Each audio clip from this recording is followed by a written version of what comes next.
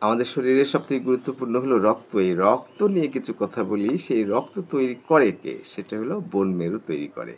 আবার দেখেন যে ব্লাড ক্যান্সার, বোন মেরুর সমস্যা এইসব নানান কথা বলে যে রক্ত স্বল্পতা, রক্ত কমে যাচ্ছে, অক্সিজেনের সমস্যা হচ্ছে, হিমোগ্লোবিনের সমস্যা হচ্ছে। এইসব জিনিসগুলো একটা বোন মেরুর সবথেকে বড় কাজ।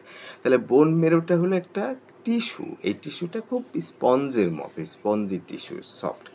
এই টিস্যু কিন্তু আমাদের হাড়ের একেবারে কেন্দ্রবিন্দুতে থাকে। তো যদি শিশুর ক্ষেত্রে আমরা ধরি তাহলে শিশুর যে ফিমার বোন, থাই বোন যেটাকে বলে, বড় বোন, তার একেবারে কেন্দ্রবিন্দুতে স্পঞ্জি টিস্যু থাকে। এই টিস্যু কিন্তু তৈরি করে হলো রক্তকণিকা। তাহলে আমাদের শরীরে কি আছে? ৪০ লক্ষ কোটি সেল আছে। আর সেই ৪০ লক্ষ কোটি সেলের মধ্যে বেশ কিছু সেল হলো রক্তের সেল, রক্তকণিকা, ব্লাড সেল। এই ব্লাড সেল ৩ ধরনের।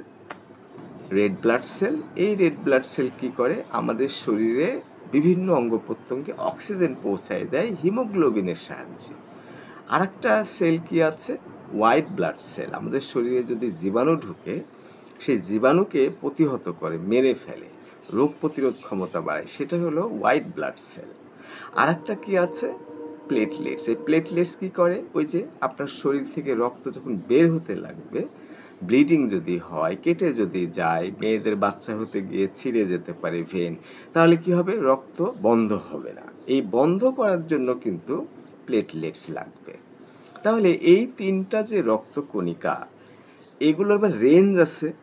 তাহলে বোন মেরু যদি স্বাভাবিক কাজ করে, সুন্দর কাজ করে, তাহলে কি হবে? হোয়াইট ব্লাড সেল এত থেকে এত পর্যন্ত, রেড ব্লাড সেল এত থেকে এত পর্যন্ত। প্লেটলেটস এর ক্ষেত্রে আমরা খুব মনে রাখার চেষ্টা করি, কারণ এটা আমাদের মনে রাখা জরুরি। সেটা হলো যে ১.৫ লক্ষ থেকে ৪.৫ লক্ষ প্লেটলেটস থাকে। আর ব্লাডের ব্যাপারটা অত মনে রাখার দরকার নাই। তাহলে এই যে অতিরিক্ত যদি রেড ব্লাড সেল হয়, তাহলে ক্ষতি হবে। বেশি কম হলে ক্ষতি হবে। হোয়াইট ব্লাড সেলের ক্ষেত্রেও অতিরিক্ত হলে ক্ষতি হবে, কম হলে ক্ষতি হবে। আবার প্লেটলেটস যদি বেশি হয়ে যায় ৪.৫ লক্ষ, তাহলে বেশি কাদা, কাদা হয়ে যাবে, হার্ট অ্যাটাক হতে পারে।